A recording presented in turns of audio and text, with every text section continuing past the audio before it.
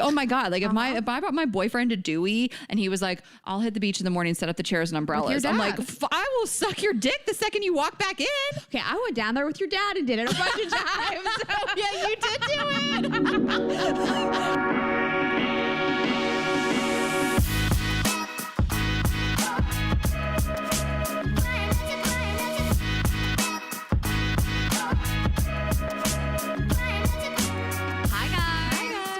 Another episode of Girls Gotta Eat. Welcome back. I should just yelled, let's fucking go. Let's fucking go. Is it gonna rain? We're here. It's a real question. Oh, I asked that 2 seconds ago. Well, Bella, we have our assistant here. Bella, what's the weather? Are you checking the weather? I don't know. It looks a little cloudy outside. It is not gonna Great. rain. It will rain it. It will rain. I love that song. Bruno Mars. We're here wearing the new merch.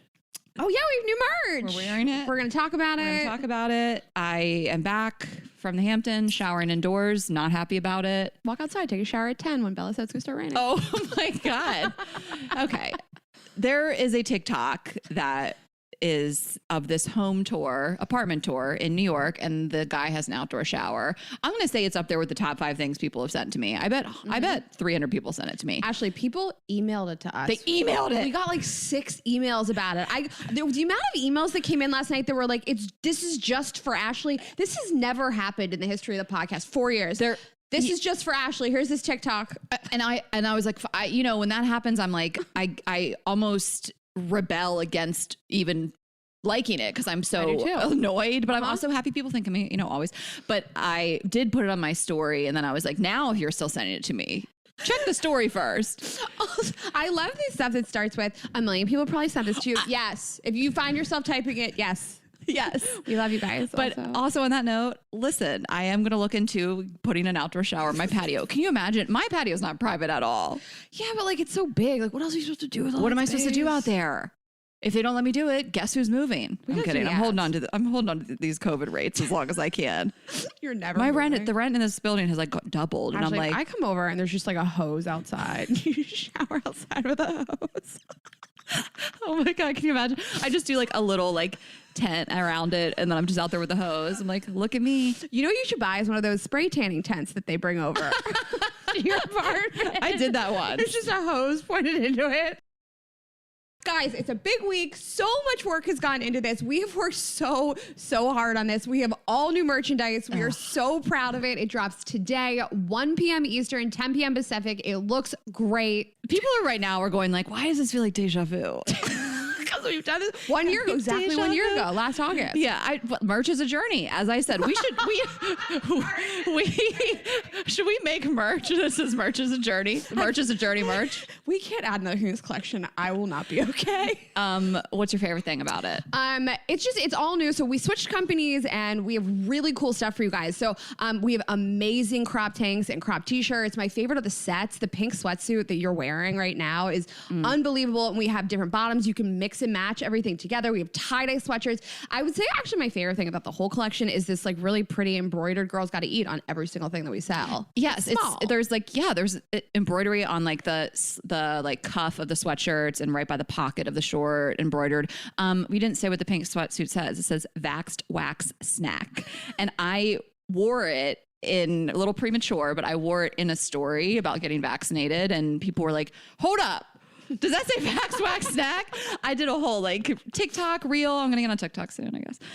Follow me over there. But like a slow-mo wearing it and like pointing at it. Like this is how we're walking into indoor venues in New York. Like that's probably my favorite thing. It's like, I love the design, just like bold, loud, vaxxed and waxed, also a snack. It's a set. The shorts are I'm wearing them right now. The shorts are the most comfortable thing of all time. I love them. I wore them all week last week. It's really cool stuff. It's really unique designs. We have a tour shirt for you guys because we probably won't do unique tour stuff to every city anymore as much as we'd love to. But we have a great tour shirt for you guys if you want to buy it for upcoming shows. We're really proud of this. This is fucking awesome. It's girlsgottypodcast.shop. Just storm the store. Go see what you think of it. It's your word, storm. Storm. You say it all the time. Do I? You know, Rayna. Do I? Hello, listeners. Is this thing on?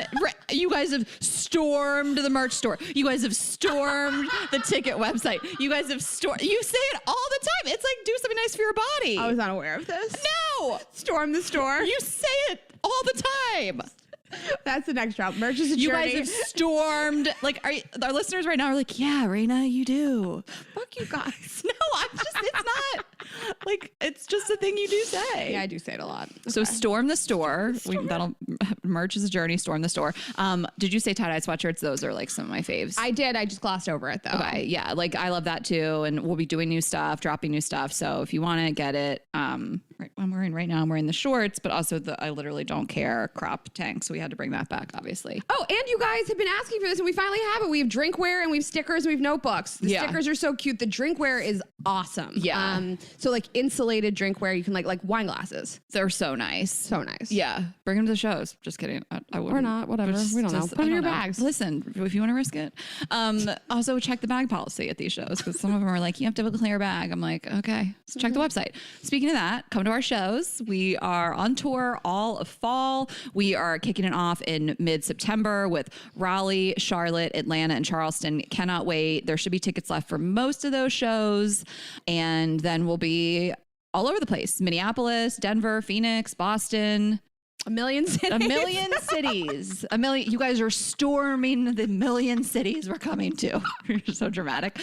But these shows are going to be incredible. You can go check out our Instagram right now. A really fun hype video that we made from the footage from the Philly show. But that's going to be very indicative of what to expect at the show. Just like crowd participation, live performances, hilarious stories, stuff you've never heard on the podcast before. They're so much fun. Girls' night out, or bring your boyfriend, bring your mom, bring your dad. Definitely bring your dad. Definitely bring your dad. Sit up front with your dad. DM us. Let us know his name. Yeah, 100%. If you're bringing your dad, slide in those DMs or email us.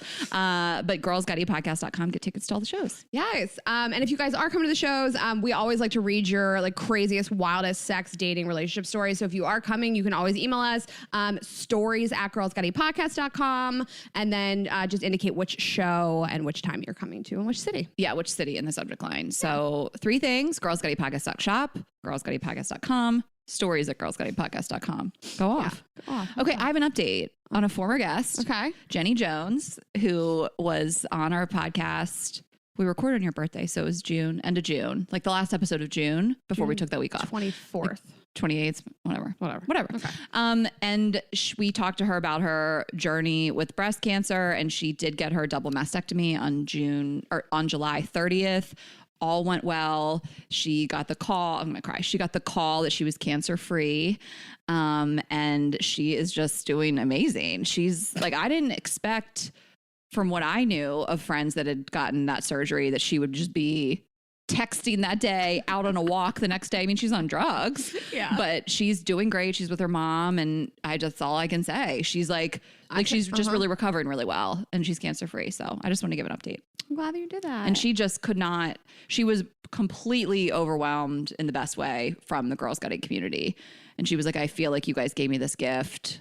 I'm thankful for her to be able to come on the show and talk about this, but also just all the women that she connected with through it. So I just love that. So thank you guys for supporting her, supporting us, being amazing. Yeah, thank you for the update. She made me laugh so hard. I texted her. It's like very serious message. I was like, I just want you to wake up to love and a lot of text and friendship and blah, blah, blah. And I hope you feel okay. And she's like, oh, I'm up. I feel great. How are you? I was like, what? She's killing it. She's killing it.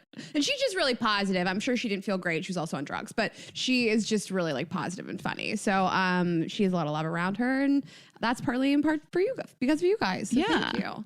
What else? Not much is going on with me. I started working out again. I took like 4 months off, and there's nothing wrong with that, guys. You know, I you say that like you're trying to convince yourself. I mean, you're right, but you're like, and there's nothing wrong with it. If you were going to say there's not. There's not. I got a boyfriend. I gained a little boyfriend weight. You know, you eat more late at night, and stuff started to get jiggly. Nothing wrong with that. It's just jigglier than it used to be. And who doesn't want jiggly? Kane likes jiggly. That's what I'm saying. Kane was just texting me. I'm recording with him right after this. He was like, hey, are we still on today for 4:30? And I texted Rayna. I was like, your boyfriend just texted me that I'm recording with him today. And I'm kind of annoyed it wasn't in my calendar from you. I didn't even know. He didn't even tell me. He stayed with Rob last weekend when he was on his comedy shows in Spokane. Never told me anything about it. Rob didn't tell me.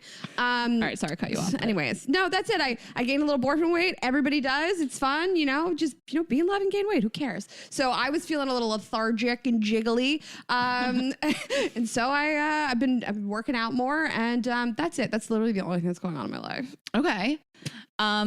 I want to run something by you on the live on air. Okay. I mean, it's not live and I can cut this if I don't like the way it turns out, but just anyway, sure. I haven't talked to you about this. Okay. So a guy that I used to date casually, I am wondering, do you think that like we could hang out as friends? Like, do you think I could be like, hey, I'm going to like literally be at the stand all night. I have a million shows and like, sometimes I just don't know what I'm doing between. I just kind of like hang out with people. Like, would it be weird to be like, hey, you should come hang? Do I think that there's like a scenario in which people that used to date can be friends? Yeah, absolutely. Do I think that like you have self-control and keep your pussy in your pants? Yes. I don't see why you would, because I think you guys are attracted to each other and want to fuck. But I guess I see a world in which like anybody could be like friends with an ex. Also, you're both single. So like if you did like, get a little frisky together, who cares? Yeah, I just I thought that could be like a friends with benefits booty call situation months back. But now I'm just like, I don't know, like he's somebody fun that I like talking to and joking around with. So I'm like, could I just be like, hey, you want to come hang? Like as friends, like knowing that I don't have an ulterior motive, knowing that, yeah, we can fuck if you want to, but not with that intention and not going to get butthurt if like he's dating somebody, you know what I mean? Like genuinely, like he's just a fun person to hang out with. I like when we run into each other and we chat, I think that we all feel like there's a finality to relationships in terms of like, if it doesn't work out right now, I'm never going to see them again. And even if we become friends again, we're not going to hook up again. And it's just not. Like, I think people can like ebb and flow. And like you guys had a thing and then you stopped having a thing and then you flirted a little bit more and then you didn't have a thing. And like, there is a world in which you're friends and then you hook up again, or you're friends and you decide, I don't want to date him. Like nothing is ever over. Like nothing has to be over right now. Yeah. And I think a lot of it is just like the mental check of like, okay, how am I actually feeling about this? Do I actually still have feelings for this person? Am I lying to myself that I could just be friends with them? And I think always a good litmus test, we haven't said that in a while, is like, would I, if he told me he was dating somebody, would that bother me? And I just don't feel like that anymore. I genuinely feel like we could be friends. Like we when we hang out and we see each other, we make jokes about when we used to sleep together. Like it's really casual. It's like a funny relationship. Like we were chatting about it and someone walked up and like kind of got caught in the crossfire of us. And we were like, oh, we used to date. And I was like, I mean, sorta. And he was like, I say we dated. And we just kind of went back and forth to the point where this guy was like, let me walk away. Cause it feels like this chemistry is like palpable in the air. But for a minute, I was like, well, I don't need to be friends with this person. Like, you don't get to be my friend. You know what I mean? And like be in my orbit of someone that used to date me. But now I'm kind of like, I don't know. Like I kind of could. I just think I got this phrase from Ian Kerner when he was on our show that you don't always have to like throw the baby out with the bathwater. Like, I think you really enjoy him. I think you like being friends with him. I think you enjoy each other's company. I think that if you really truly feel like you're not going to date, maybe he will tell you about a person that he's dating and it'll hurt the first time. And then you get a little numb to it. Like sometimes you do have to just hear it once or twice. My best guy friend, my best guy friend, I was like so in love with him when we met. We slept together. And then he told me he didn't like want to keep sleeping together, which is fine. And we stayed friends. And the first couple times I heard that he had slept with somebody, it like really hurt me. But like I kept it clear in my head, like I want to be friends with this person and we're not going to date. And eventually it just didn't bother me anymore. 100%. I think that's such a good call. Like I've slept with close guy friends of mine. We talked about this. We did a whole episode on it of like, what should you fuck your friends? Or we also did, is it purely platonic? Those were 2 episodes about friendships that are more. But I love that you said that about like, do what you want. There's no rules to this shit. Whatever feels right, whatever, know yourself and know what you truly want deep down and like do whatever. I mean, a couple of things. I also don't think you're like madly in love with this guy. So I don't think it's like I'm not trying to date him. And I also think you can start off like the stakes feel less high, like when you approach it as a friend thing, when you're like, hey, do you want to come? And if he doesn't come, like you're not as hurt. Or if he does come, you're like less like there's less pressure on 100%. It if the person shows up. So I think that we all think that like when we meet somebody within 3 weeks, we got to think like, do we want to date them long term? There's got to be like all these like check marks to a relationship. And sometimes things don't move like like that. You know, but it doesn't mean it's over and it's like final. Yeah. Okay. So before we get into it, we have some recs in the theme of like kind of talking about restaurant stuff that's happened the past few weeks. I would like to drag myself as a server. Because I think we're always like, this crazy thing happened with this server. And it's like, you know what? Let me throw myself into the mix. Okay. You know some of these stories, but I was a server. We used to say waitress back in the day, and then it got a little more gender fluid. But for 4 summers, the first summer I worked at Lone Star Steakhouse, started as a hostess because I wasn't old enough. And then I turned 19, I think, and then I was a server. I was fine. It was fine. Wasn't the best, wasn't the worst. And then 2 summers after that, I worked as a server in Rehoboth Beach at the Iguana Grill. It's still around today. It's a great spot. And then I was the last summer that lived in Dewey and worked in the service industry. I was a cocktail server at the Rusty Rudder. Mm-hmm. And I would say I was one of the worst cocktail servers they ever had. Yes, ever. I've heard. So our job was a dream. And I worked with my 2 best friends, Corey and Corey. We all lived together. We worked together. We showed up every day at like 3 or 4. And we just like served cocktails on the deck while a reggae band played. And it was like easy grill food. The inside's like nicer dining, and it was like these huge hurricane glasses, like big glasses, like daiquiris, like, you know, dirty bananas, like whatever, pina coladas. And you were supposed to hold them up under your palm and like whip around and like and they told us that day 1 of training. I was like, I can't do that. That's a crazy thing to ask of anybody. Every time you tell me this, I don't understand how anybody did this. It's crazy. Everybody did it. Okay, well, you should see Corey grab a tray of 8 giant hurricane glasses and just whip it up by her head. I don't understand how you did it. But Laura was on the postcard holding them, and I was like, I can't do it, and I'm not even going to try. Which is funny to me because you're tall and you're not like a clumsy person. I don't have a lot of upper body strength, but so I would just like grab the tray with both hands. You know, you're never supposed to put it on the table. I would like put the tray on the table. Like I was the worst. I spilled a daiquiri in a woman's purse one time, and I was like, I don't know what to do. You did it. You just looked at her and go, I don't know what to do. I spilled a full, 20-ounce strawberry daiquiri in a woman's Coach bag. Like it was sitting on the chair on the floor or whatever. The daiquiri spilled into it. And she was like, oh, like ruined her bag. And I was like, I guess I'll go to my manager. Like I didn't know what to do. That is so funny. You just look at a person and go, I'll just go get my boss. And we would drink sometimes, but really not a lot. Like we didn't show up to work drunk. Like we were, more responsible than that. But on the 4th of July weekend, we did have to work on Sunday and we went to the Starboard and we drank all day and we're like, fuck it. And we showed up to work very drunk, and I was never good at doing side work. I would just kind of like hide until like someone else did it. I was the worst. I was just like cut limes. I was like, I can't do that. I'm too drunk. So I was like, this is like everybody's favorite story. I was on the deck. One of the bartenders, he said at one point he looked over and my hair was like wind blown. Like he said my hair was like covering my face. And he was like, is Ashley okay? Like people were watching me work the deck because it was like funny.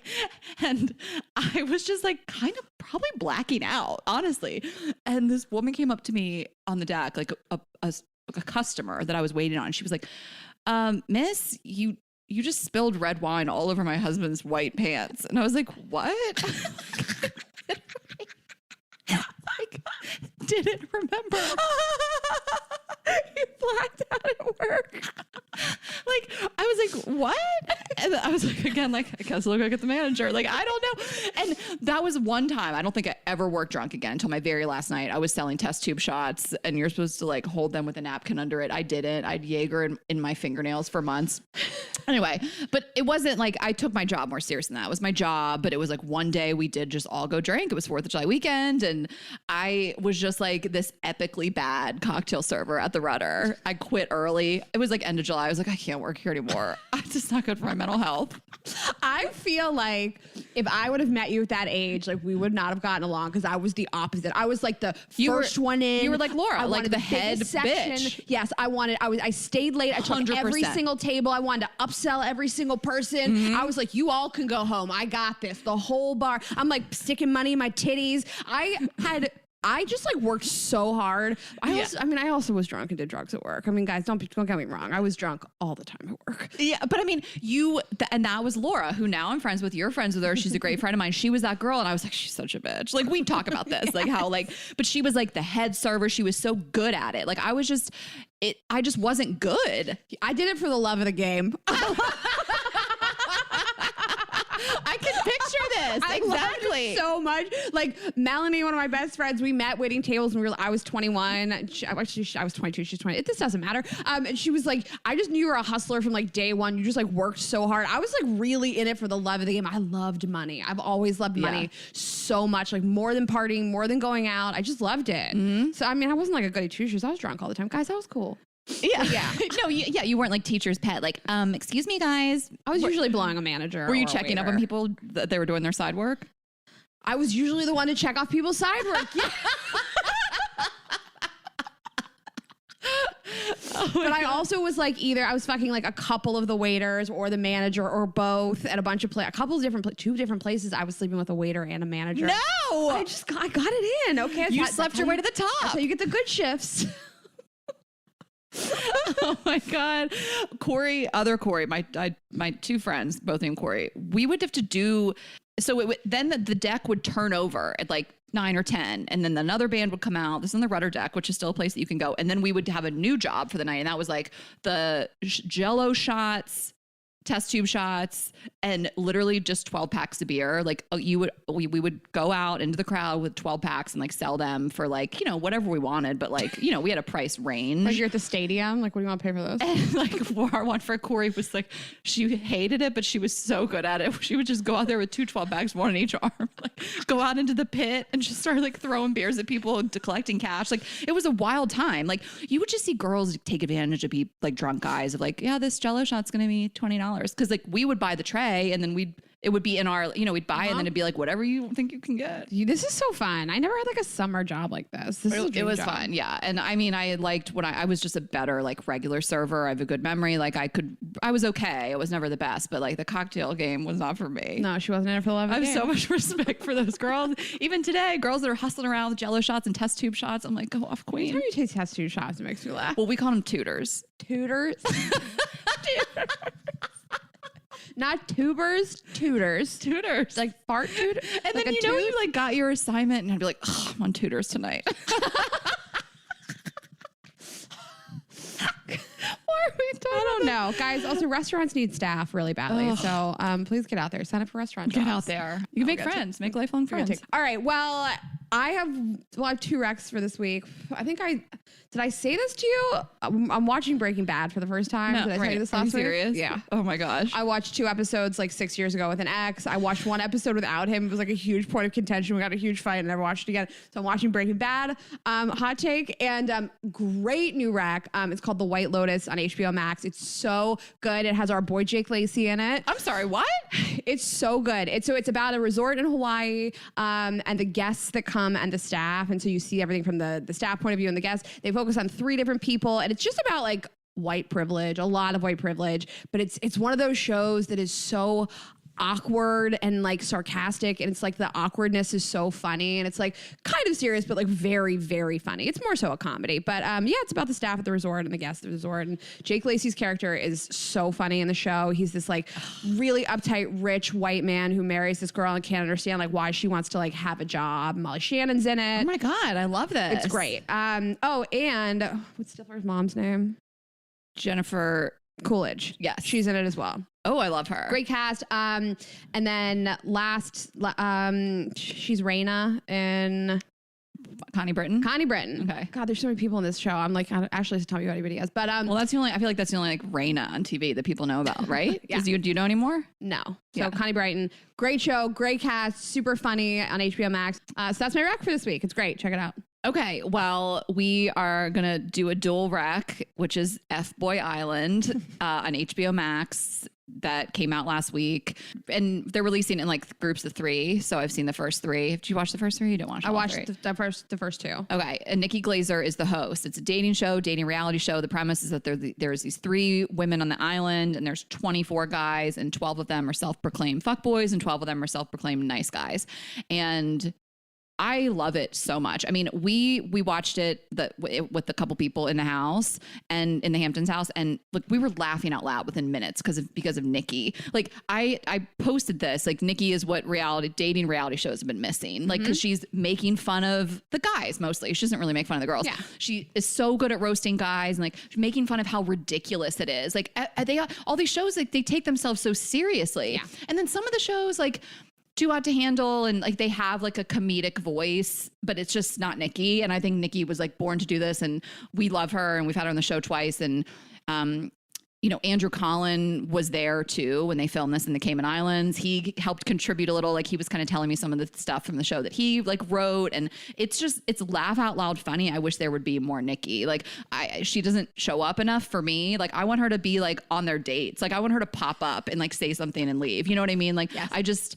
I love her, but I also love the show. It feels very like not rigid, like crazy shit could happen. I was telling you this one thing, you haven't seen it yet, like that just kind of happens during one of the like exit ceremonies. It's just kind of off the cuff, and all the contestants in the show were like, God, this is crazy. Like, and then the spoiler alert, if you guys haven't seen it, but they exile the guys that get let go to this like nice guy grotto or this like fuck boy hovel. Like they call it limbro. It's just like they're like living in like a tent in the woods. Yeah. Like it's just, that's like such a cool hook. Like I think Nikki's an executive producer. This is just like a Nikki rec, but you can tell that like comedic people were involved in this, and they made it so different and so fresh. And like, you know, Rayna and I kind of co-signed the fact that we like hate some of these like quote unquote terrible people like having platforms, but it just feels different. I just love it. I love it as a reality show. I'm hooked on it. It's gotten amazing reviews, and I can't recommend it enough. Yep. Totally co-signed it. Nikki is unbelievable. Her commentary is so funny. Her faces are so funny. This is exactly what like a reality TV. I wouldn't watch it without her as much. Like I just wouldn't care about it. So she's great. She makes it really unique. I think we need more like women in comedy hosting these shows. Like that's all I want to watch from now on. 100%. It's so good.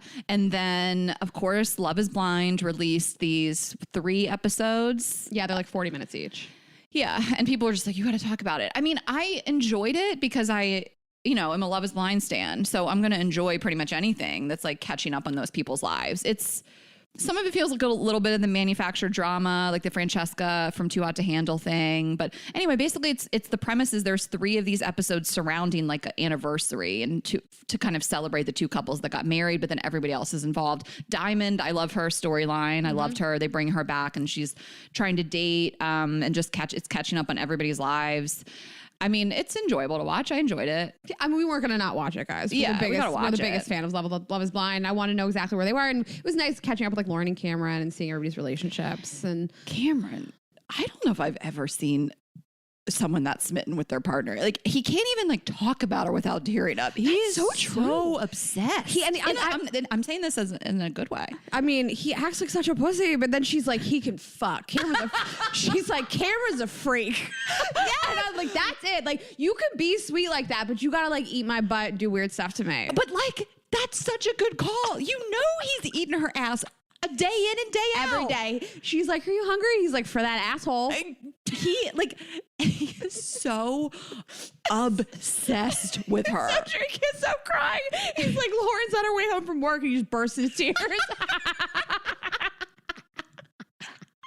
And Lauren, I love her energy because she's kind of like, oh, baby. Like, it's very just like, oh, but like, she's not returning it, like, in the terms of like the tears. And, like, she's just like, oh, Cameron, that's so sweet. You'd think somebody like her would think somebody like that is a huge pussy, but he can fuck. That's what it is. He's got some like a big dick energy on him. Like I do. Like I feel like he's like swinging one. A huge genre. Yeah. And there's like some good gossip about like Mark and LC. Yeah, Mark turned out to just be the fucking worst. Yeah, Jessica Batten. Like talk about like Ashley and I have always been like Team Jessica. And we stand by that. And Amber cannot with Amber. You know what? Not my kind of girl. Team Jessica aged well for once. Thank you. We did good.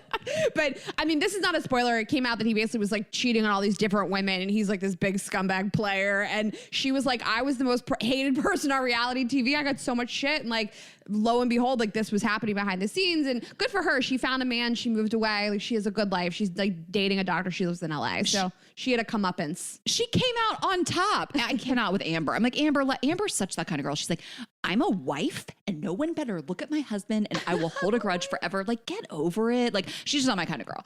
That's all I'll say about it. But Jessica came out on top. Like, even Jessica was like, y'all get over it. What? Like, where she lives in LA, she's this hot, tall doctor boyfriend. It was like years ago. Get over it. Listen, if you are still holding on to anger like that from 2.5 years ago, you go see a therapist. You should go to therapy. And you know, I when I watch Amber, I see like a person that's had a tough life. You know what I mean? That acts that way for a certain reason. And you know, I hope she figures it out, because she seems angry a lot and very territorial. Her husband's very scared of her. Like, that's not really healthy. That's not a cool thing that your husband's like scared of you. You know what I mean?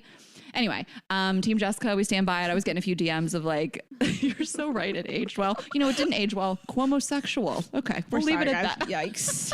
We didn't know. You know who was a huge Cuomo-sexual? Chelsea Handler. That stays. That stays. She's walked it back, but I don't care. I don't care. You know what? I wish she said it initially. Okay, you want to like intro the topic a little bit more? We're talking about meeting the family, and we're really excited to do this one. We put up a slide on Instagram asking what you guys want to know about meeting the family. You guys had so many good questions. Some really funny stuff came up over and over and over again. Just like a quick side note, a lot of you also asked questions about just like long-term, what if I don't get along with my partner's family? What if they have like negative trauma I'm trying to deal with the family, etc. So there are a bunch of episodes we've covered, and we will also touch on cultural, religious, political backgrounds briefly, but this stuff came up a lot, so we just wanted to point you towards a couple of other episodes that you can check out, and they're on our website, of course, and iTunes. So How to Keep the Holidays Happy is from November 19th, 2018. It's just about going home with your partner for the holidays. Family Matters with a family therapist we did. Her name is Vienna Farron. That was December 16th, 2019. She is, as I mentioned, a family therapist, so a lot of family dynamics, long-term family dynamics. And then the last one, Are We Too Different? It was just me and Ashley. It was the first day we saw each other during COVID quarantine. God, yeah. And that's June 15th, 2020. And we will touch on like backgrounds when you are sort of different, religious, politically, especially culturally. But that was a whole episode sort of about that. Yeah. And a big theme that came up was mama's boys, and that you can take that really lightly, jokingly, but also like it can be a serious thing. Like someone that's got a way too attached, close relationship with their mom. So we wanted to do a whole episode on that as well. You know, like we need to bring in a therapist and we need to like dissect that. So we'll do that down the road. We promise. We've been wanting to. We just need to find the right guest for that. Oh, that's rough. Yeah. But I think a lot of the questions we got were probably from people who are like a little bit younger that have never met like a significant other's family or are just doing it for the first time, because it just seemed like somebody who had never done it before. But you never know. I don't know. Not everybody has a boyfriend for the first time when they're 22. So yeah, maybe you're 32 or 42, whatever. But when and where, what gifts to bring, sleeping arrangements. Oh yeah, sleeping arrangements. I mean, what to talk about. Well, you mentioned like being young. I mean, I was thinking about this. Like, I've just kind of been casual about this, but that's because my family's cool. You know what I mean? Like, they're just kind of open and accepting. And like, if I break up with somebody, they're not going to harass me about that person forever. You know, they're just really cool. They like people easily. No one has any hangups. My mom's so sweet. You know, my brother's cool. My dad's cool. So I was like thinking, I was remembering this, the guy that I dated in college and then would kind of date for years after, mostly long distance, but on and off for years. We met right at the end of college. We'd been really just hanging out for 2 weeks, and he met my entire family. He came to pick me up for graduation, which is pretty intense. Like he picked me up for graduation. He had made me a mix CD and met my entire family, like grandparents, like everybody was there. It was my graduation. So it was a lot, but it was also like, it felt cool and natural, and we liked each other, and nobody was like, so when are you guys going to get married? Like, it was just easy. And I think that set the tone for me, just never really, even my first serious boyfriend in high school, like he took me to the prom and we hadn't been dating long and he picked me up for the prom. You know, like I've just never had a bunch of hangups around it or too much pressure surrounding it, because it's always been kind of chill for me. Yeah, I think it's just all about how you feel. And I think a lot of people asked, you know, when to meet them and how long is too long, how soon is too soon. And we'll get into that. But to me, it's not about like the quantity of time you've spent with somebody, it's the quality of the relationship. And it's how certain are you in the commitment of this? How certain are you of how your family's going to behave? And like you said, long term, is your family going to act like really nuts about this? And there's a lot to consider, but I think just there's no right answers. You feel it out and you do it when it feels right, when you both feel that it's right. You're not pressuring another person for something. Yeah. And I think, you know, there's old school ways of thinking and antiquated standard views on everything. And you don't have to subscribe to those things. I was dating somebody that we were really into each other, but we still weren't official. I was like, not on the fence, but I was like, I don't know. And I met his mom 5 weeks in. We went on a trip. We stayed the night at her house. Like she was on the way to Charleston, you know, like that's kind of early. Like we hadn't decided, but I was like, it felt fine. She was cool, you know, and that's the thing too. Like we have to take like family dynamics into this. Like you have a really fucked up family and you're, you know, embarrassed to have someone meet them. Like it's going to take a little bit longer and you need to, you know, prep your partner and things like that. But like, I've always just been like, yeah, I'm down. I mean, I think the only thing that would give me pause was if I really did not see a future. I was really just being casual with somebody and they felt like they really wanted me to meet their family. Like if we just run into your family one day, that's no big deal. I'm great with families. They always like me. I know how to play it. But like, I think when someone's hesitant to meet your family or they're giving you some weird energy, it's because they're not that serious about you. I think so too. And I think that like, don't rush it. Like if one of you isn't ready, it's not going to be a good scenario. So if you feel like you're not ready for your partner to meet your family, and you bring up a good point, like if your family's crazy and you feel like you need to like prep your partner a little bit longer for that. If you feel like you're not ready to meet them or they're not ready, just don't push it because it should feel natural. It should feel like you're really proud to bring this person home. You're excited to introduce them to everybody. Everybody's gonna have a lot of questions and it should feel like this is a committed relationship. We're gonna be together. And I don't think 5 weeks is too soon, I guess. There's no like timestamp on it, you know? Yeah, but we knew we were gonna date and like also remove this sort of, you know, Family Stone movie, meet the whole family at Christmas scenario. You know, like you can meet them in waves also, especially you have a big family. Like, that's what we did that whole episode about on the holidays. Like there is no reason that you need to go home with someone to see their family over the holidays or vice versa. Like there's nothing that says that. There's no rule book on that. You know, if you meet someone's sister because she was in town or she lives in town and then you meet the mom later, like it's kind of nice to meet them in waves and then you kind of gain an ally. You know what I mean? If someone has a crazy family, you're like, well, you met the sister and the sister liked you and you met the mom and, you know, like you don't have to show up to Christmas meeting all the extended family. You can do this shit bit by bit when it works out, and it can always be casual, and it could be like, oh, my sister's in town. I'd love for you to meet her. We're going to grab drinks. Like it doesn't need to be of like, everybody meet Brad, you know, like it's just, yeah, I think that I've done all of the different things you mentioned. Like I have gone on a family vacation with people. That was the first time I met my fiance's whole family. I've gone home with people for Christmas. With Kane, I met his sister first and then I met his brother later on. And then like the sister told the mom about me. That's what I'm saying. She gets to prep the mom for me. And it doesn't have to be this like really heavy thing. It can be one by one. I think it's great if your partner meets your friends first. Like, you know, you'll build towards it. I think one family member at a time is nice. There's probably a lot of scenarios where like, well, Kane's going to meet my whole family at a bar mitzvah. But the bar mitzvah is Saturday. We're going to get in town 2 days early because I want him to piece by piece meet people. I don't want him to feel like he's meeting 100 people at once. Nobody will get to know him. He's not going to get to know anybody. I want him to get to know my dad, my uncle and aunt, all these people. So we're going to go home. And if you can do that before like a wedding or like a big thing, go home like a day or two early and let your partner like meet somebody here and there.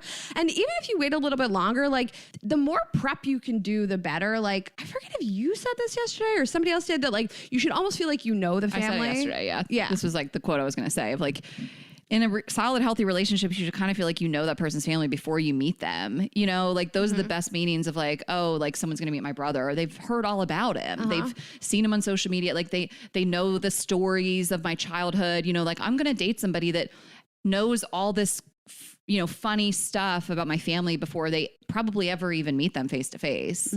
I think that like that's a mark of a good relationship too, that you feel like, you know, maybe you've popped into a FaceTime once or twice. You feel like you like really know these people. There's not a lot of surprises. Like I think some people are like, I got there and they had this like weird, crazy dynamic, or they were a Trump supporter. And it's like, I don't know why your partner didn't prep you for this. That's wild. I totally agree with the prep. I also agree with like, don't over dramatize, you know, like keep it in check. Don't be like, oh my God, when you meet my dad, he's going to have the shotgun and he's going to grill you. Like, unless that's really what's going to happen. But I guess don't worry your partner unnecessarily. You know, some people like to get all like dramatic about their family. Like, well, when you meet my, like, well, okay, really? Let's just be like, let's keep it like what it is. Like, don't stress out your partner unnecessarily. You know what I mean? Yeah. Like, I think I like to know ahead of time going in. A lot of people ask about this. Like, what are people's attitudes about like money? If I want to pay for lunch for everybody, is that going to be weird? What do they like to eat? I always like ask a lot of food questions. This came up a lot. Like, what if I don't eat the same stuff that like my partner's family eats? You know, I just like to feel prepped walking into it. Do you have like a crazy political family? Can you talk to them about that for me? I just want to feel prepped. And before we go like too far into this, like when too soon is and when too long, like there is a point at which I think those things, they come up. So if it's been 3 months, I wouldn't like worry about it. Yeah. You know, if it's been 3 months, even if they're going out to dinner with their family every week, just give somebody time. You're welcome to bring it up. If it's been like 6 months and somebody hasn't brought it up, I think you're welcome to say it. And Jared Fried, I get all my advice from him, but he said this really great thing he was talking about asking somebody like, what are we? But he basically said like, you know, you have this conversation, you say like, I'd like to meet your family, and you're welcome to like say that to somebody and say like, take time to think about it. Jared said it's like farting in a room. And he said no one's going to sit in the room with your fart for too long. You're going to get an answer. And sometimes I think that like, if we're with somebody for like 6-7 months and you're like, it's weird, I haven't met their family. And it's like, you know what the answer is. You know that you're not meeting them because this person is not as serious about you as you are about them. Or maybe it's something else. But I wouldn't be scared to ask the question. You can ask it in a nice way. Like, hey, I really like you. I would love to get to know the people that made you. Right. And again, though, that this could be down to like, my family is super fucked up and I'm super embarrassed and my mom is mean to every girl I date. You know what I mean? And like, I don't like, and that's on you to know what's going on in your relationship. Like, there are no blanket statements for this topic. You know, like, we're going to just do the best we can. Unless we would, you know, we can't talk to everyone individually because it's all just a different scenario. But, you know, there are certainly cases where someone's like, it's been 6 months and I am crazy about you, but my fucking mom's the worst. You know what I mean? And people have fucked up families and they have a lot of trauma. And then, you know, sometimes it can be about that. But also if you're dating somebody and you're committed and you're like thinking you see a future with them, you know that. That doesn't come up for the first time when you bring up that I'd love to meet your family. They're not like, well, actually, like you've talked about your family. You should have. And we shouldn't be letting other people dictate where we are in a relationship. If you feel like it's time to meet someone's family or time for them to meet yours, just ask calmly. You know, it doesn't have to be this deep thing. And also like, let's be comfortable saying no as well. You know, people, a couple of years ago, I had this on and off ex, and we'd be on for like 2 months and off for a month and we'd gotten back together for like 2 months. He was going to surprise me by coming up here for my birthday. And I was like, oh, he mentioned it. I was like, oh shit, I bought a ticket to Pittsburgh for my birthday. But I said, why don't you come? And he waited like a half an hour and he called me and he was like, listen, I think it's like too soon. I think that like, I'm going to meet your friends and family. It's going to be this like, what are we? And he was like, we just started seeing each other again. I think it's too soon to like make that call. And it hurt my feelings for 15 minutes. And then 20 minutes went by and I was like, that's the right call. If he's not ready, then I certainly don't want to be in a scenario where I introduce him to everybody. And this was not a long-term relationship for me. Yeah. So that was fine too. And people will understand if you're not ready. I think the rule is, as your relationship needs to be secure, you need to know where it stands.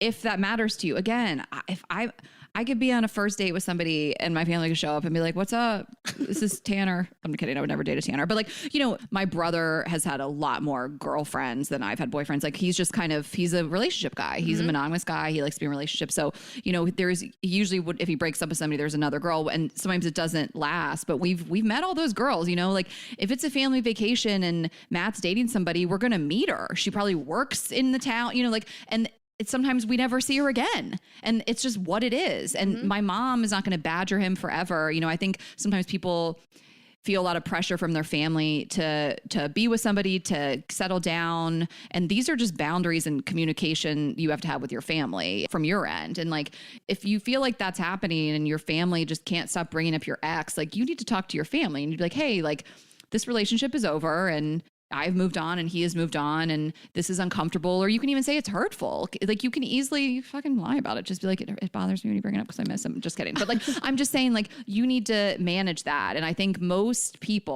like rational people, even if they're kind of old school parents, you know, boomers, whatever, they're going to take that into consideration that you're like, hey, this relationship's over. I know you guys loved him or her, but can we just stop bringing him up? You know, I am trying to find someone new, and I would really appreciate if we can just like not keep bringing this person up. Yeah. Most people are rational. If you just ask, like, that's fine. And, you know, for it taking way too long to meet somebody, I have a girlfriend who like was with somebody for like 10 months and his parents were in town every week and they would go to dinner with him once a week. And she was like, he never invites me and he never includes me. But like, he also was like, scared to put a label on their relationship. I was like, no offense, but like read the room. This guy is not like committed to you.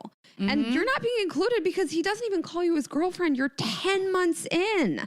Right. It's a Carrie and Big thing. Carrie had to go up and show up to church because Big wouldn't introduce. And like, that's the relationship we're talking about. Yeah. You know, avoidant guy. Yeah. And if that's how it feels, like you're probably right. If the person's not committed to you probably can feel it and you're probably right. And there's nothing wrong or weak or silly of you for bringing it up. Okay. So what did people ask about? Some Rayna? logistics stuff was so funny. People asked like the number one question that came up was, what gift do I bring? Number one question. Really? And I have a lot of thoughts. Also, like, where do I meet them? Who pays for the check? Things like that. But gifts, I mean, I think a standard like $20 bouquet of flowers is always fine. It shows it's thoughtful. You did something nice. Chocolates, a bottle of wine, that's always fine. If you want to get a little more like granular, just ask your partner what their parents like. I thought that, like, truff was a great idea. Any kind of like really cute foodie gifts. You don't have to spend a bunch of money. $20, $25 is fine. Yeah. I love flowers. I'm just a big like flower person in general. Like, who doesn't love flowers? Like, it looks nice when you show up with them. Bottle of wine is great. Like, find out, what do they like? Do they like red? Do they like white? You know, whatever. And then if you go on like vacation with them, or you're like staying at your house, or you're staying at their house, the follow-up gift is nice too. Like, if that's your vibe, like the thank you note with flowers even after the fact. If you like really want to impress them, like show up with the wine, follow up with the flowers. I mean, it's a strong move. I know. The follow-up gift is really nice, especially if people like really went out of their way to make sure they paid for your meals. Yeah, it's more of that. You know what I mean? Like, just a hostess gift. Yeah, my one of my exes, I think he spent Thanksgiving with us in Florida. You know, my aunt and uncle hosted Thanksgiving dinner, and he did send them a thank you note, and they were like over the moon. I mean, they didn't shut up about him for years.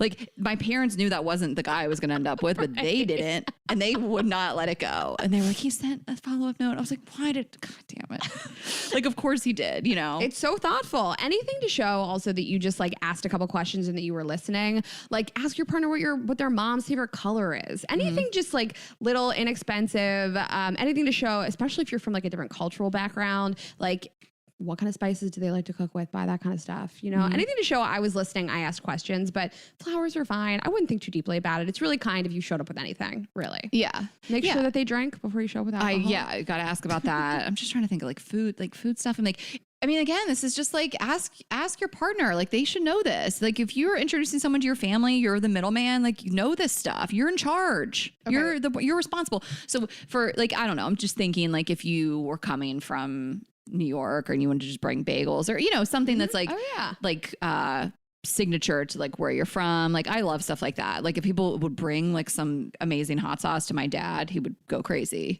One of the first times I ever hung out with your dad, he just was spooning sriracha on every bite of his food. Yeah. He would go crazy. Probably wasn't even sriracha. That's too weak for him. Okay, he loves like the hottest. He's like my dad will just like, he'll take a glob of wasabi and just eat it. It's wild. This is insane. He's so tough and hot. Good for you. Oh my God. Now it's our thing every week. Okay, well, let me ask you, if they're not just going to meet your family like at home for the holidays, I mean, where do you think you should take somebody to like meet your family?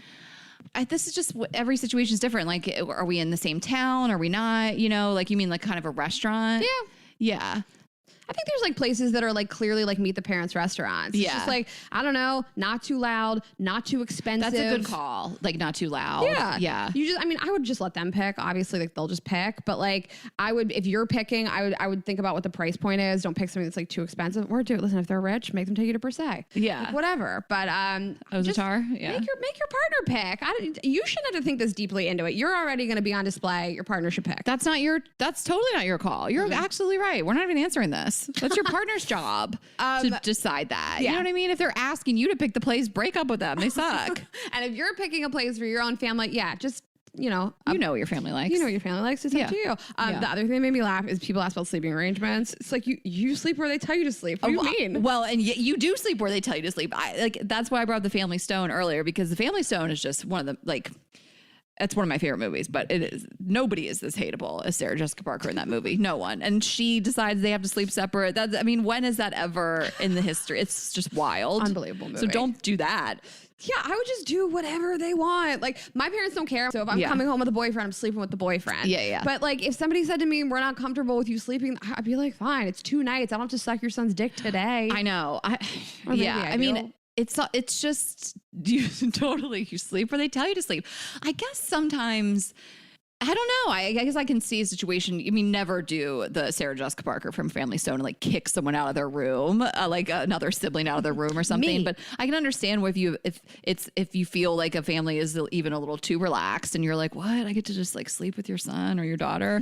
I had an ex, and the first time I went there, we had like slept in separate bedrooms because there was separate bedrooms available. But the second time I went there was not. There was other family there, and we like slept upstairs in the same bed in like the attic or not the attic, whatever, like the bonus room. I don't know. Like, and he was a little surprised, like, like they were kind of more conservative, and he was even kind of like, oh, I'm surprised my mom like let this fly. And I'm like, good for them. We didn't have sex. I tried.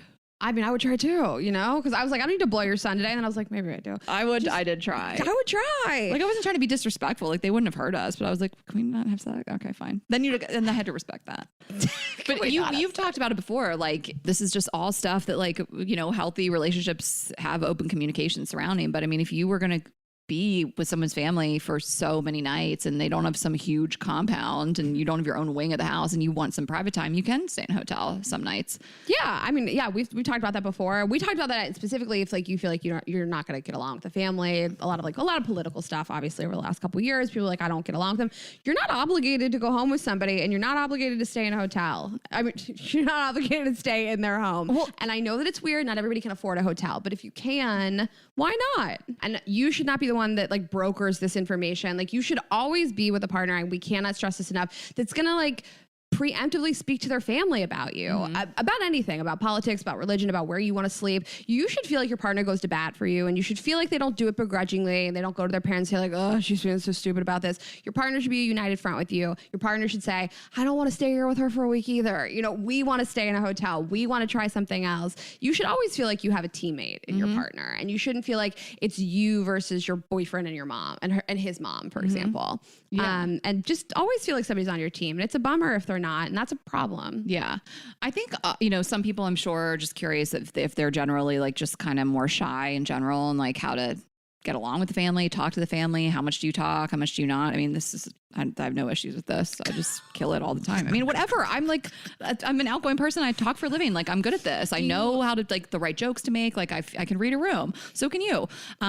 But we have a lot of experience with this. We also talk for a living. Do you feel like, a lot of people ask about conversation. Do you feel like when you were like 21, 22, like you were fine too? Or do you feel like you had more anxiety about that kind of stuff then? I've never had anxiety about it. I've just never had anxiety about like meeting people, talking to people. I don't say that in like, I'm not trying to brag. I'm just being honest and upfront. So no, one thing I think is always nice, whether this is like, maybe this is like out of order or not, but like, I just don't want to forget to say it, is like offering to help. Like just get like, that is one thing, again, Matt's had a lot of girlfriends and he's had, girlfriends stay at the house. And that's one thing I just feel like my mom always noticed of like, are you offering, like, do you need help with anything? Most of the time my mom will say no, what I mean? It's just like the offer, like, but Stephanie, my brother's wife, like she's in there no matter what. She's in the kitchen. She's helping out, it's just like helping out is so huge. Like I'm not going to get in the way and make things more difficult, but I will always want to try to help with the dishes or, can I set the table if you're at their house, or can I do this? And,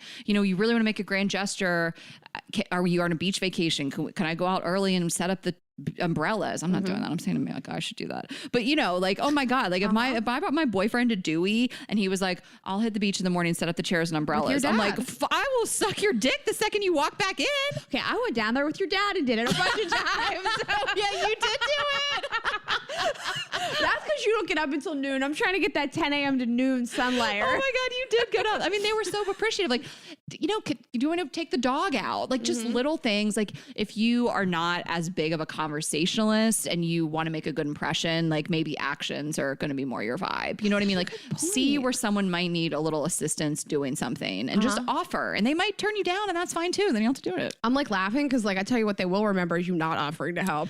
Everybody has an experience where they're like, my son brought this girl home, and I tell you what, she just sat on her ass while the rest of us clean and cooked. Just offer. You gotta offer. You got, like, I'll get up and be awkward for a sec. I'll stand up. Like it's such a bad look to be just cuddled up on the couch with your partner and like not helping. You know what I mean? And that's another thing. PDA too. Do people ask about PDAs? I'm asking Rayna about this podcast. No, they didn't. And I'm actually surprised that they didn't, because Kane and I are like very touchy feely, and I like thought about that. Like, was this gonna like bother his sister? But like her and her husband are gross too, so we could be gross in front of them. My god! But I like read one the big room. Family orgy. I thought about this a lot. Like right before I walked in the door of his family to meet his sister and the brother-in-law. But I thought I had this one moment where I was like, I don't want to talk too much. I don't want to talk too little. I want to ask enough questions, but I want to talk about myself enough. I think when in doubt, just hang back a little bit. I think when in doubt, ask people questions about themselves. Be a little more quiet. You don't be the funniest person in the room, the loudest person. You don't need to be the center of attention. You already are the center of attention. So you don't, I always lead by asking people questions and just sort of like letting them take the lead. And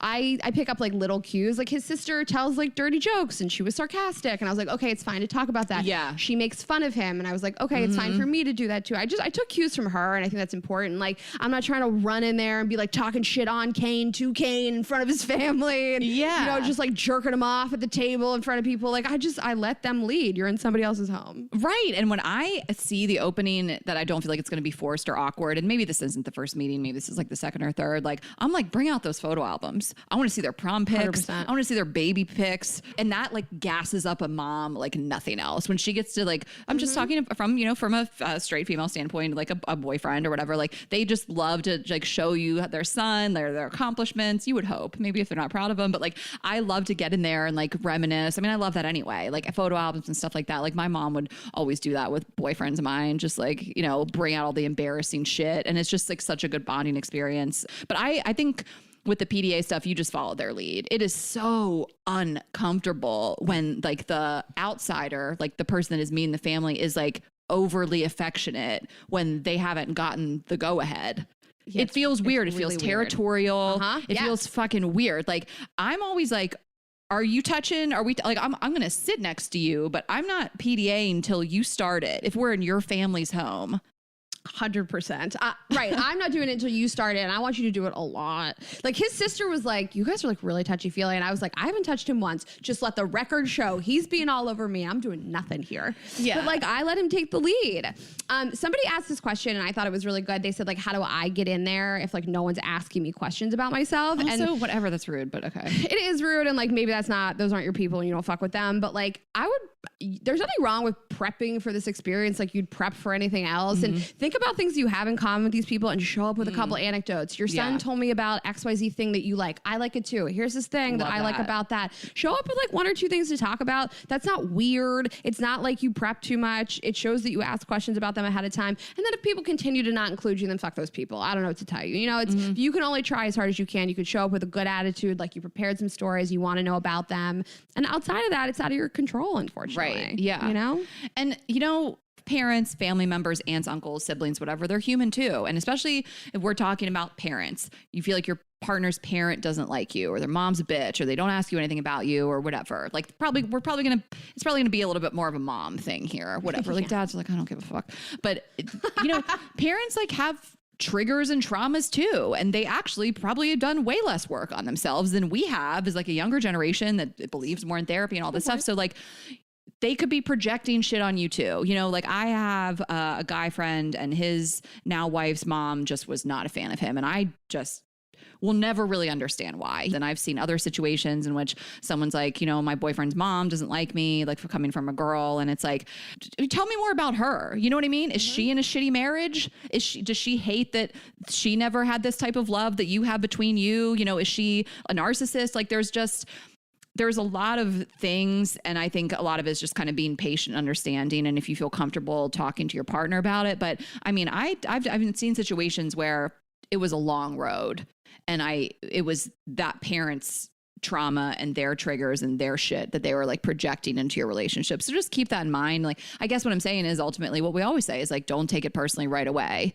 Like, yeah, maybe you suck and they don't like you, but like, maybe not, you know, maybe it's just, it's their stuff and you just never know. I mean, they're just humans too. And again, I think a lot of times like relationships are tricky. Maybe there's a parent that has they had a really bad life with relationships, divorces, whatever. And maybe it's a little triggering to see you guys like being all happy and having the things they never did. I mean, that's just like one kind of extreme example, but you just never know. So just be patient with it and try not to take it so personally and just try to show up and be your best self. That's all you can do. All you can do is know that you did everything that you could do. And I've talked about this before a while ago, but I have a friend who's married to somebody. I know that the wife and the mother kind of have an issue with each other. I'm not trying to be beat up on moms. It just tends to be the situation that it's a son and the mom situation. And I know that like the daughter-in-law shows up all the time with flowers and tries to clean and she's nice. And the mom's just like she's not doing it. She's not like picking up on it. She's not going to have it. She's never going to like let her in. And all you can do is walk away knowing I tried to be nice every single time. Maybe you don't stay with those people when you go into town. That's fine too. I don't know. It's a couple hours of your life, hopefully, once a month. And it's not that big of a deal. And hopefully your partner can help you. And again, like if they can't, maybe you go to therapy. And there's nothing wrong with like bringing a therapist in. And Vienna Farron, who's on our show, talked about that. Like talk to a therapist about the way that you feel your partner speaks to their husband or speaks to their family, about you. And Taylor Strucker was on our show a couple years ago as well. And she had, you can look up her episode on our website, but major issues with his family. And it just never felt like he was on her team. And ultimately they split up. And I think that there's never anything wrong. We always say this with contacting a therapist and having a third party there with you. Mm-hmm. Yeah, 100%. The last thing that came up a lot, like we mentioned it up top, is differences in political backgrounds, religious, cultural, et cetera. Again, can't hammer this home enough. Just your partner should prep you for those things. They should prep your family and their family for it, especially politics. If you're really liberal and their family are, I'm just using like Trump supporters as an example. First of all, your partner should tell their parents, please don't bring this up in front of her. It makes her uncomfortable. And I think that you should feel empowered to say, I don't want to talk about this stuff and it's not comfortable for me and I'm not doing it. And that's it. You don't have to have a fight with people about it or stay there if you don't want. Yeah. I mean, and if you're not vaxxed, I'm not coming there. Also fair. I mean? Like, I'm going to draw that line in the sand. I mean, my family doesn't believe in the vaccine. Guess who's not coming to Christmas? I don't believe in your family. Okay.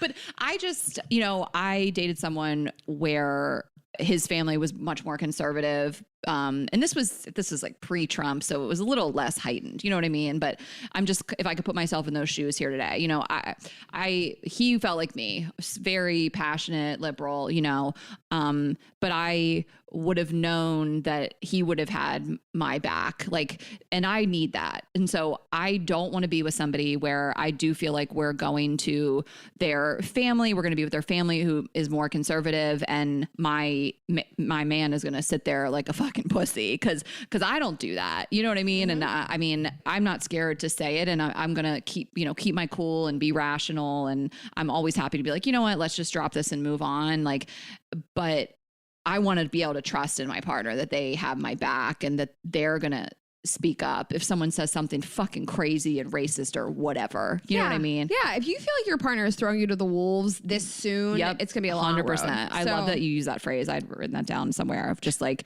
that should not feel like that. 100%. So, just communicate with your partner. And if these things keep coming up, then it's an issue with you and your partner. And you're well within your right to talk about it.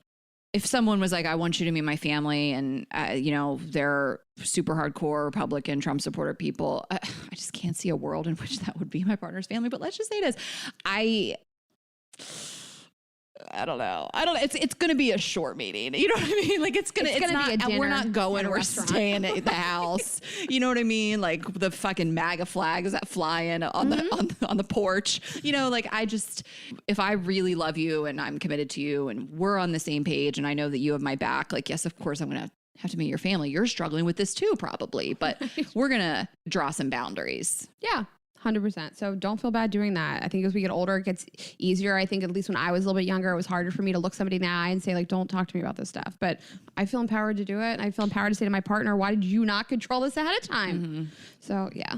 The last funny thing that came up was people were like, my partner's family keeps bringing up the ex. my partner's dad keeps calling me by his ex's name. This came up a lot and made me laugh so hard. Like, what is up with his family? I don't know. Sometimes people are just around for a long time. Dads don't care. They just forget your name. Well, the name thing, okay. If it's a slip up, we were joking about this yesterday. My brother dated 2 girls back to back with the same name. It was easy when it was the 2 of them, you know what I mean, back to back. But then Stephanie came along, and my mom, I feel like, had to be like, don't call her Miranda. You know, that's not the name. It's like, don't call her Miranda. Don't call her Miranda. You know what I mean? 2 Mirandas. But it was, you know, I call Azul Dewey sometimes, you know, like it's just sometimes you slip up, especially grandparents, they can't get it right. You know, if you feel like it's purposeful, that's your partner's responsibility to be like, stop being an asshole. Okay. In my perfect world, like the dream is that like your partner's family talks so much shit on that person with you. Like I live for the moment when my partner goes to take a shower and I'm like, so how much did you hate his ex? It is my favorite moment. Oh I'm not saying we did it, but I'm saying we did it. I'm thinking I know that's happened about me. No, parents love me, but you know. I mean, I don't know if your partner's family keeps bringing up the ex, tell your partner to tell your mom or your dad, shut the fuck up. Who wants to be subject to that? I'm not dating a guy that's going to let that fly because I wouldn't let it fly. You know what I mean? Like if my family would never, but if they were like, well, when Ashley brought, you know, so-and-so around, they'd be like, shut up. You're an asshole. And we're leaving until you get this under control. We're staying at the second house on the property. Yeah, exactly. I don't know. I mean, and it's also, every family's different. Some families really like to joke around. You know what I mean? Like some families are like, my family's probably on the spectrum, like a scale of 1 to 10, 10 being like the top. Like we're more in like the 8 range. Like we joke around a lot, I think, but we're not like so hardcore. There's so much roasting. There's so much where even I could feel in a place where I could, I'm not saying that it's outside of reality that I could feel uncomfortable in a situation like that. Like some families go so fucking hard and they will say some shit like that. And I mean, if it's just that crazy uncle and whatever, you know what I mean? Like family dynamics are different. If their family dynamic is that they're going to roast you and they're going to do all this stuff, like maybe you just got to man up a little bit and throw it back to them. Be like, that's why your dad's dead. Oh no. It's from a show. It's Don't from actually 10-15. All guys, at the end of the day, all you control. And just, you know, write some roast jokes of your own. Right? Show up ready to a set. That's why you're on your 3rd marriage, Uncle Ted. Okay. Making fun of me. I have an MBA. One time I was talking shit on me. One time I was talking shit about my relationship and I was like, until you're not on your 3rd marriage, I went hard. Okay. I mean, I was with an ex and we were with this family and they were talking about another family member. Like they were talking shit. I was living for it. You know, I love other people's drama. So they were talking about like another person and I was just taking it in, waiting for my moment. And like, I can't remember exactly what, but I just did a callback from that family member and like dropped this line and like they like fell to the floor with laughter. And that was like right before I left. I was like, the fact that I'm leaving on this high, I mic dropped and then we got in the car. I had that moment when I met Kate's family. I got there and his sister told this story about somebody dying and then his brother-in-law told this story about like someone's funeral. And then like, I was like, you guys just like love telling stories about people that die. Like, and they all laughed and it was just like, I was like, okay, these people are cool. Like I can get along with them. Listen, at the end of the day, all you can control is your preparation and your effort and your partner's preparation and effort and just do your best. Mm-hmm. I don't know. I'm trying to get you drunk, I guess. I mean, you know, to start Keep with. it to 2 glasses. Or I don't do that with Ashley's family, but I'm not a new partner. You're fine. I mean, what are they gonna do? You're in. You're in for life. Well, we hope you guys liked this. Yeah. This advice. It was really fun giving it. Yeah, 100%. And we asked you guys for the craziest, funniest meet the family stories. You guys submitted the funniest stuff. It's always like really hysterical. We picked a couple. I'm going to start with a short one because you guys know I can't read as well as that. Kids who can't read good. Okay. I met my boyfriend's dad and his wife. She sent us 2 stories, by the way. We just picked the second one. Okay. I met my boyfriend's dad and his wife. That was an absolute trip. I go over to their house to make Christmas cookies with their whole family. Everyone is super nice and friendly. We get done making cookies and we sit on the couch and we're talking about Christmas gifts. And all of a sudden his dad brings up that his wife did a boudoir shoot for him and made it into a book for him. He then proceeds to get the book and insists that I look through the entirety of this thing of his wife's nudes. Full bare ass and tits out, sexy lingerie, everything but vag. He points out all his favorite pictures and raves about how hot his wife is, which, to be fair, she is 15 years younger than him, and a total smoke show. But still, my fiance, who just saw his stepmom's nudes, and I were so uncomfortable. But his dad's wife is just chilling, not even phased that her husband is showing off her nudes. He then insisted that I make one for his son. I hadn't read this, sorry. For Christmas, and said that he would hook me up with the photographer who did his wife's shoot. So I was uncomfortable and I thought I could never see them again. But now his whole family jokes about it and said they knew I was a real one for not getting scared away. Can you imagine the guy's like, no, you got to see page 23. Her titties look amazing. I would be like, yes. Show me. Like, I live for this stuff. Like, this is just the best content. Like, if you get to experience something like that, you are so blessed. Like, people go through life never having stories like this, never experiencing stuff that's this insane. Like, the second he brought that book out, I'd be like, oh, fuck yes. Like, thinking about the group chat that I'm about to fire up later. So like, true. it is, I live for this. Also, I live for boudoir photos. Like, also, I'm probably going to contact the photographer. Also, I feel like I know the stepmom on a new level. Like, we're girls now. You know, like I love this. I would be like, go off with those nice titties. It's so true. Yeah. I feel like when you're in comedy too, you live for these situations. You can tell people about them. Yeah, it is the son probably was the uncomfortable person in the room. Mm-hmm. Like now he's just he's like that's who it's uncomfortable jerking for. off to his stepmom. You know, like it's weird. That's who it's uncomfortable for. Yeah. Okay, I'm gonna read the next one, guys. I didn't prep for this episode. I just want to shout out Rayna. Like I usually do. I read all these emails. I just didn't. Yeah. So I appreciate it. I mean, I've been doing other stuff. I haven't been, but anyway, so these are all new to me. Okay. She says, hey, Rayna, Ashley, and Azul. Oh, I have loved GG from the beginning. And once Ashley responded to one of my DMs, I still live off that high. Sorry, you didn't cut that, Rayna, so I'm going to read it. Okay. So she says, well, I currently live in Seattle. I grew up in the Midwest. In high school, I was dating this guy. Let's call him Kane. I can't live. So he's from over there. So I know. This email might be about him. I don't know. Okay. So this girl's dating Kane, Rayna's current boyfriend. And well, you've met his family, so you would know. Okay. And one weekend I was invited to the family cabin, which also happened to be where his grandma lived. Kane and I were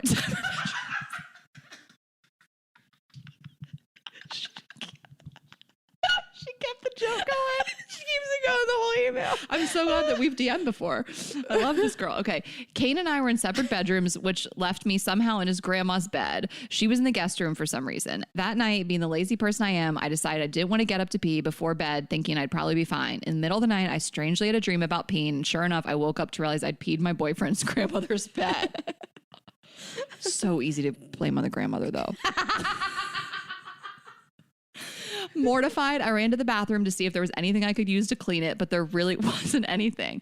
So I opened a window, sprayed random cleaning products and perfume on the stain. The next morning, once the pee stain had dried, my boyfriend woke me up by jumping into the bed directly onto the pee stain. I did not tell him what had occurred. Then, probably the worst part, TBH, on the way out, my boyfriend forced me to kiss his grandma on the lips. For context, my family barely hugs.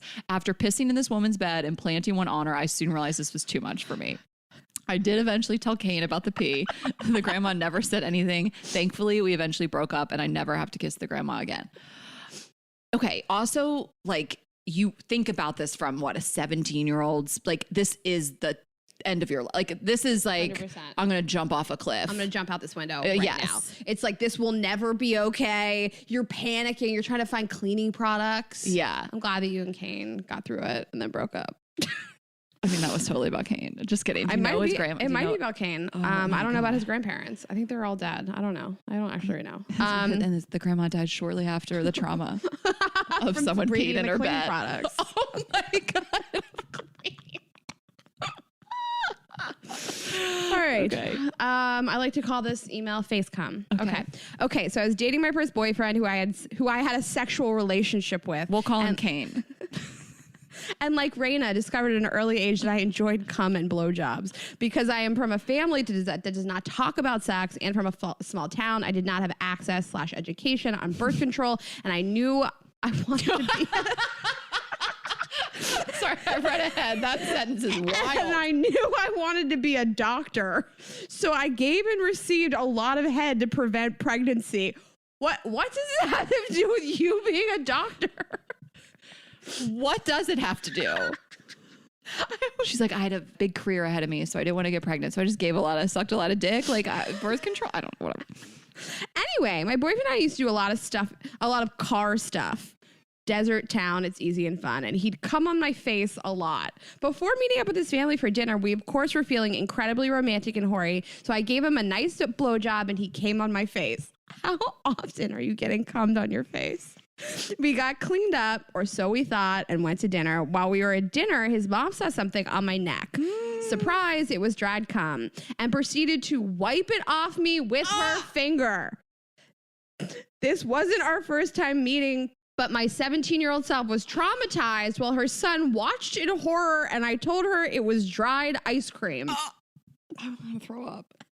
Anyway, don't let your man come on your face before meeting up with his family unless you're going to shower after. Like, this is like, there's something about Mary. Like, it's just so... It's so gross. It's so gross. Like, not like, you mean, let somebody come in your face. Like, that's not gross. Live your truth. But I would never recover from this. They were doing a lot of car stuff. A lot of car stuff. To get your, like, someone coming on your face in the car, that's something else. All right. This last email's a little long, but it's a ride. It's very funny. Okay. Hi, ladies. I'm so excited to share the story with you. I feel like it's finally my time to shine with this one. Here we go. For context, I've been dating my current boyfriend for 1 year, but we were friends hooking up all throughout college as well. So I know him very well, but never met his family. We started dating in July of 2020. And when we made the decision to date, we knew we had already developed serious feelings for each other. So we knew things were going to move pretty quickly. Little did I know just how fast things were going to move, though. A month after we started dating officially, he asked me to meet his entire extended family. It's huge, by the way. This was no ordinary family gathering, however. I was expecting the family gathering to be a barbecue family reunion type thing, but when I showed up, I learned it was a spreading of the ashes ceremony for his great-grandmother. Not an ideal way to meet someone's entire extended family, in case anyone was wondering, so I knew things were going to get weird, but nothing prepared me for the moment when they whipped out the Dixie cups and asked everyone in attendance to scoop the ashes of his great-grandmother out of the urn with Dixie cups and spread them throughout the woods of New Hampshire. Her boyfriend didn't tell her. That's what they were doing. He was like, we're going to grill out. I would either break up with them or marry them the next day. My boyfriend's uncle was the one facilitating the whole thing, so he asked people to start coming up to spread the ashes, and no one wanted to be first, so we started calling out people individually to come up and spread them. Freaking the fuck out, I asked his dad if I had to do this, to which he answered, oh God, no, I'm not doing that shit either. Stay with me. Oh my God. I love this. From that moment on, my boyfriend's dad has been my hero for saving me from having to scoop up the ashes of a woman I'd never met in front of people I didn't know. While all of this is going on, people are coming up to me, Dixie cups full of ashes in hand, introducing themselves to me. They're like cheersing. They like do it ash cheers. Then people start shaking my hand, and all I could think about was how much of this grandmother's remains were on my hand at that point. It was also a windy day, so the ashes of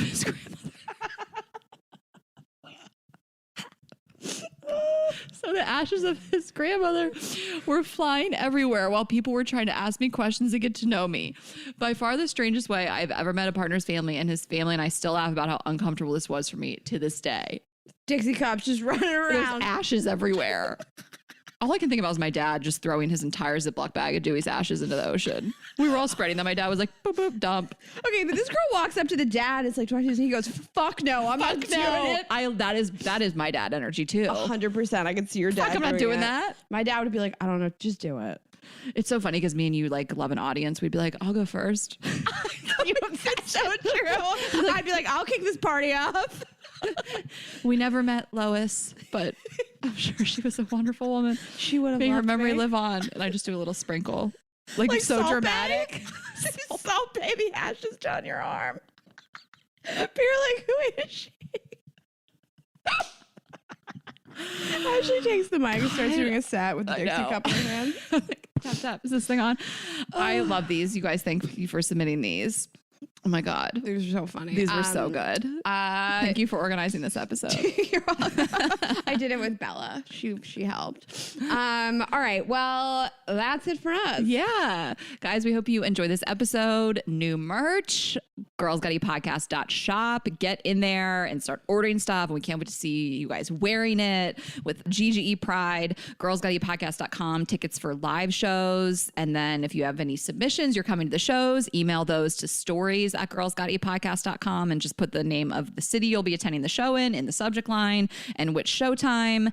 Follow us on Instagram, Girls Gotta Eat Podcast. I am Ash Hess on Instagram. Rayna is Rayna.Greenberg. Girls_Gotta Eat on Twitter and YouTube.com/Girls Gotta Eat. And we will see you next week. That's it, guys. Have a good week. Bye.